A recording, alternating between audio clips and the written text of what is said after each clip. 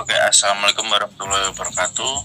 Perkenalkan, nama saya Yusir Mawan, NIM 2019-192. Beserta teman saya. Nama saya Rias Raises Bimaukar, NIM 2019-210. Ya, di sini kami akan menjelaskan tentang tindak pidana terhadap pencucian uang dan tindak pidana korupsi. Yang ketiga, hubungan antara tindak pidana pencucian uang dengan tindak pidana korupsi. Ya, yang pertama, Mas Rias akan menjelaskan tentang tindak pidana terhadap pencucian uang. Baik, tindak pidana pencucian uang atau money laundry sebagai suatu kejahatan mempunyai ciri khas, yaitu bahwa kejahatan ini merupakan kejahatan ganda dan bukan tunggal. Bentuk kegiatan pencucian uang ditandai dengan bentuk pencucian sebagai kejahatan yang bersifat follow up crime atau kejahatan berlanjut atau kejahatan lanjutan, sedangkan kejahatan yang asalnya disebut sebagai predicate offense or crime atau sebagai unlawful activity, yaitu kejahatan asal yang menghasilkan uang kemudian dilakukan proses pencucian.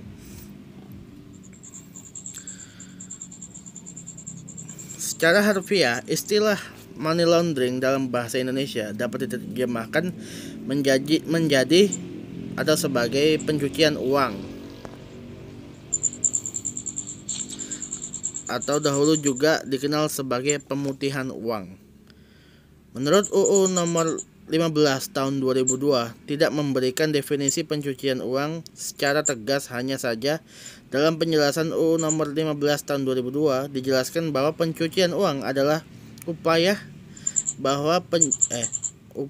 menyembunyikan atau menyamarkan asal-usul harta kekayaan yang diperoleh dari tindak pidana sebagaimana yang dimaksud pada UU 15 tahun 2002. Pencucian uang adalah perbuatan yang menempatkan, mentransfer, membayarkan atau membelanjakan atau juga menyumbangkan atau bahkan membawa ke luar negeri dan menukarkan atau perbuatan lainnya harta yang diketahuinya atau patut diduga sebagai tindak pidana yang dimaksud untuk menyamarkan asal-usul dari harta kekayaan tersebut. Oke, sekarang bisa diserahkan kepada teman saya. Menjelaskan tentang tindak pidana korupsi. Nah, sebelumnya,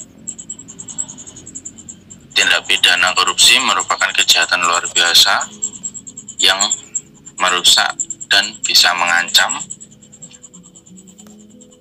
kepada sendi-sendi kehidupan bangsa. Peraturan-peraturan perundang-undangan yang dimaksud untuk memberantas korupsi telah dibuktikan atau telah diterbitkan.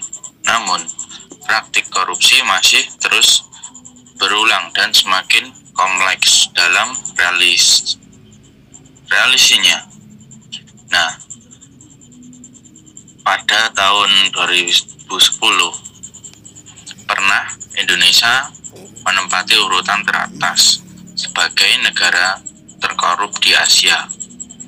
Jika dilihat dalam kenyataan sehari-hari, korupsi hampir terjadi di setiap tingkatan dengan aspek kehidupan masyarakat, mulai dari mengurus izin mendirikan bangunan, proyek pengembangan barang atau jasa, sampai proses penegakan hukum.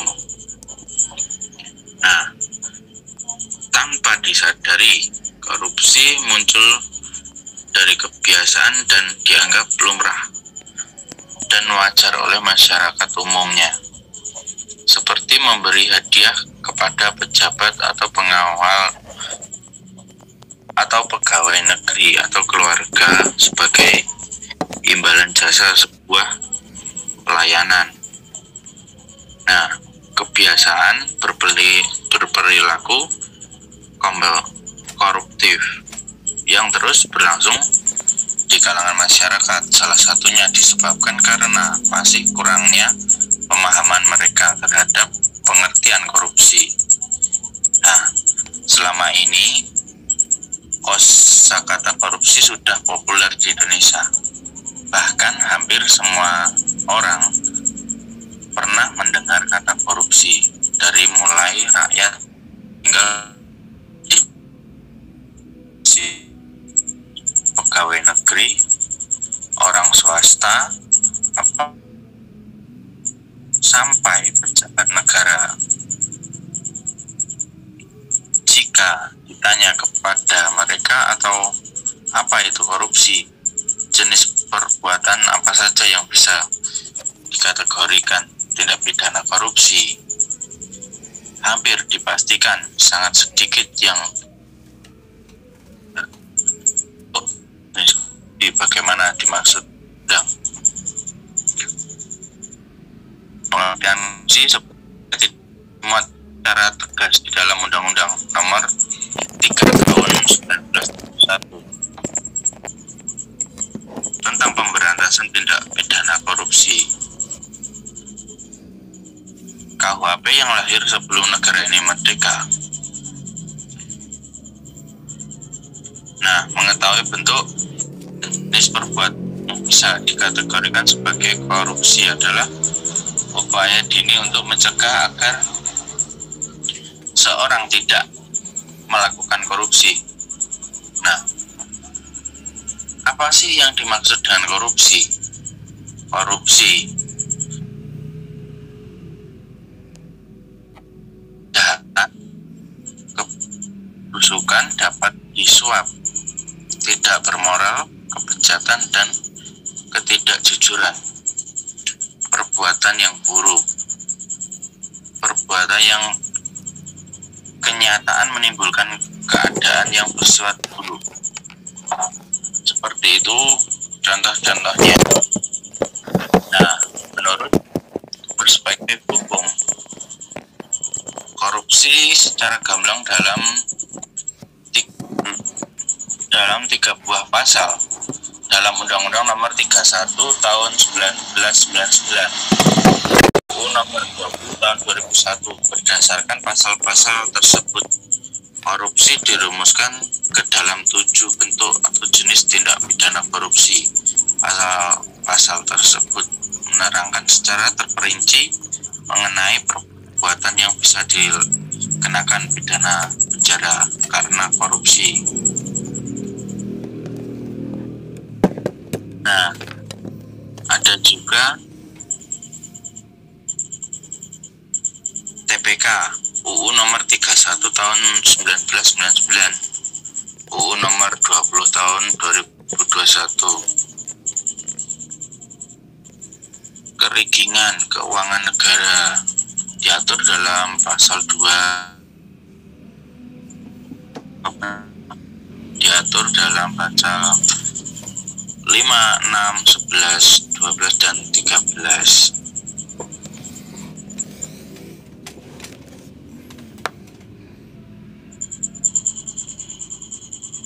Nah, itu saja mungkin dari saya.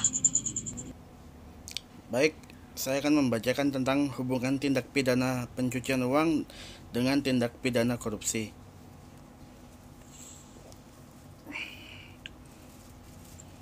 Perbuatan tindak pidana korupsi merupakan pelanggaran terhadap hak-hak sosial dan hak-hak ekonomi masyarakat, sehingga tindak pidana korupsi tidak dapat lagi digolongkan sebagai kejahatan biasa, namun digolongkan dengan kejahatan luar biasa atau extraordinary crime, sehingga dalam upaya pemberantasannya tidak lagi dilakukan secara biasa, tapi dilakukan dengan cara-cara yang lebih ekstra. Selain mengambil hak-hak ekonomi masyarakat, sudah pasti sangat merugikan bagi masyarakat itu sendiri. Aparat juga sangat disulitkan dengan hal-hal yang seperti melacak hasil korupsi, sebab seringkali dilakukan oleh tersangka koruptor, dilakukan dengan cara pencucian uang, sehingga sulit sekali dalam melacak hasil korupsi yang dilakukan oleh koruptor. Dengan cara tindak pidana pencucian uang termasuk bentuk tindak pidana khusus yang memiliki hubungan dengan berbagai macam kejahatan. Tindak pidana ini dianggap sebagai kejahatan lanjutan, yaitu sebagai upaya pelaku yang menyamarkan hasil dari suatu kejahatan yang telah dilakukan sebelumnya agar dapat menikmati hasil tanpa terlacak oleh aparat, termasuk salah satunya yaitu hasil korupsi. Hasil korupsi. Hal tersebut dapat dilihat dalam pasal 2 ayat 1 Undang-Undang Republik Indonesia Nomor 8 tentang tindak pidana korupsi atau dan pencegahan dan pemberantasan tindak pidana pencucian uang. Berdasarkan pasal 2 ayat 1 UU RI nomor 8 tahun 2010 tentang pencegahan pemberantasan tindak pidana korupsi dan tindak pidana pencucian uang, harta kekayaan diperoleh dari tindak pidana korupsi dan penyuapan, narkotika, psikotropika, penyelundupan tenaga kerja, penyelundupan migran, di bidang perbankan, di bidang pasar modal, di bidang peransuransian, kebapenan, bea cukai, dan sebagainya. Di bidang atau tindakan lain yang diancam dengan pidana 4 tahun atau lebih dilakukan wilayah negara Republik Indonesia, wilayah kesatuan Republik Indonesia, dan tindak pidana tersebut juga merupakan tindak pidana menurut hukum Indonesia. Dengan telah dikeluarkannya Undang-Undang Nomor 15 Tahun 2002 sebagaimana telah diubah dengan Undang-Undang Nomor 25 Tahun 2003, maka keberadaan undang-undang tersebut jelas terkait dengan Undang-Undang Pemberantasan Tindak Pidana Korupsi yang diperoleh dari tindak pidana korupsi. Ini berarti kehadiran Undang-Undang Tindak Pidana Pencucian Uang adalah sebagai untuk membantu bekerjanya Undang-Undang tentang Pemberantasan Tindak Pidana Korupsi.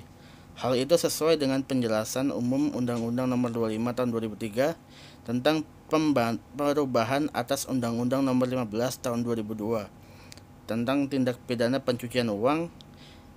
Berbagai peraturan perundang-undangan terkait memidana pemberantasan tindak pidana korupsi sebagaimana yang telah diubah dengan UU Nomor 20 Tahun 2001 tentang perubahan atas UU Undang-Undang Nomor 31 Tahun 1999 tentang pemberantasan tindak pidana korupsi, Undang-Undang Nomor 30 Tahun 2002 tentang Komisi Pemberantasan Tindak Pidana Korupsi.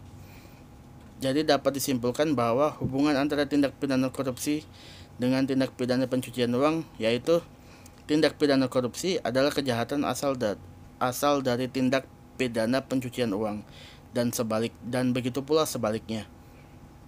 Oke, sekian dari saya, bisa dilanjutkan oleh teman saya. Nah, tindak pidana pencucian uang adalah kejahatan lanjutan dari tindak pidana korupsi. Tindak pidana asal adalah tindak pidana yang menjadi pemicu terjadinya tindak pidana pencucian uang. Di antaranya tindak pidana yang disebutkan dalam pasal 2 ayat 1 UU RI nomor 8 tahun 2010 tentang pencegahan dan pemberantasan tindak pidana pencurian uang. Nah, tindak pidana asal diantaranya korupsi, penyuapan, bidang pasar modal, di bidang perasuransian, kebapenan, cukai, perdagangan prostitusi, di bidang perpajakan, dan sebagainya. Nah, sungguh model kejahatan yang dihasilkan uang kotor, yang kemudian uang tersebut dipulihkan dengan banyak ragamnya. Tetapi pada prinsip uang kotor tersebut berasal dari 3 kelompok kegiatan ilegal, yaitu kriminal. Misalnya, uang dari pencurian, perampokan, penipuan, perdagangan narkotika, atau korupsi. Nah, yang kedua, uang yang berasal dari penghindaran pajak, atau misalnya uang dari penghindaran penggelapan pajak yang dilakukan di Cayman Island, dan lain-lain. Nah, ketiga, uang yang berasal dari penyimpangan berbagai aturan. Misalnya, uang hasil kegiatan penyimpangan di bidang ekspor-impor, seperti pemalsuan dokumen, pemalsuan volume barang, penyelundupan atau penggelapan bea masuk atau pajak ekspor. Nah, berikut adapun alasan tindak pidana korupsi merupakan kejahatan asal dari tindak pidana pencucian uang, yaitu ada beberapa. Salah satunya, korupsi adalah kejahatan yang bermotif ekonomi. Ada juga jumlah hasil korupsi yang sangat besar, tidak memungkinkan diminati secara terang-terangan. Ada pula pengembalian kerugian keuangan harta negara atau perekonomian negara akibat korupsi, tidak menghapuskan dipidananya pelaku tindak pidana. Nah,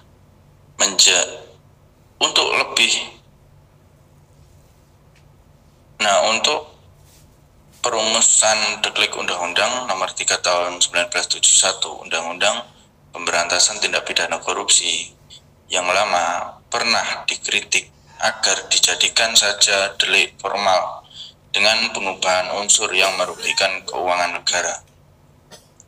Dengan menjadi yang dapat merugikan keuangan negara dan diusulkan suatu klausul yang mengasaskan bahwa pengembalian kerugian keuangan negara tidak dihapuskan dan dapat dipidana dan dapat ditindak pidana.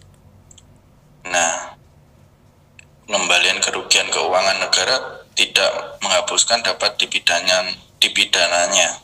Tindak pidana tertentu membuat para pelaku yang sudah terlanjur melakukan korupsi menjadi enggan mengembalikan hasil kejahatan mereka. Nah, sekian dari saya, Yos Hermawan, dan alias Rais Hasbi Mawukar. Kami mengucapkan mohon maaf jika ada kesalahan kata dan perbuatan yang kurang mengenakan. Terima kasih. Wassalamualaikum warahmatullahi wabarakatuh.